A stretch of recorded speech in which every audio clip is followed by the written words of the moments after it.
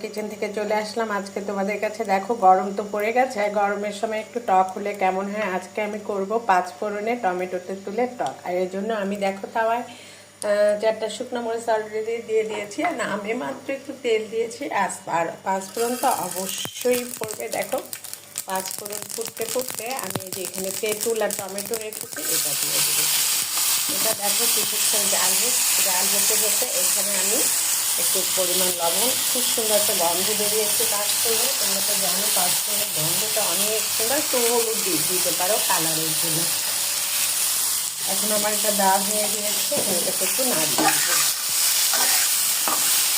এই গরমের সময় দেখো এরকম একটু টক যদি খাবারের পরে পাতে পরে খুবই একদম ভালো হয়, স্বাস্থ্যের পক্ষে সেটা উন্নত হয়, স্বাস্থ্য খাবারটাকে হজম করতে সাহায্য করে এবং গরমের দিনে টকটা স্বাস্থ্যের জন্য অত্যন্ত উপকারী। দেখো আমি পানি দিয়ে দিই।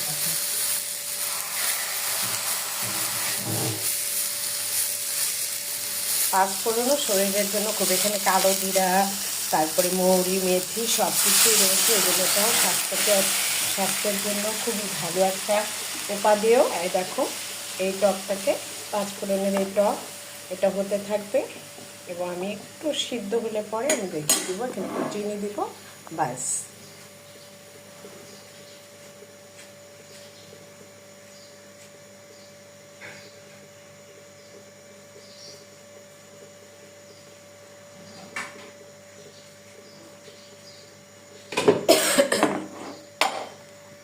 চালটা বাগিয়ে দিই, জাস্ট এখানে একটু পরিমাণ মতো একটু চিনি দেবে, খুব একেবারে মিষ্টি না, টক টক হালকা হালকা একটু মিষ্টি থাকবে।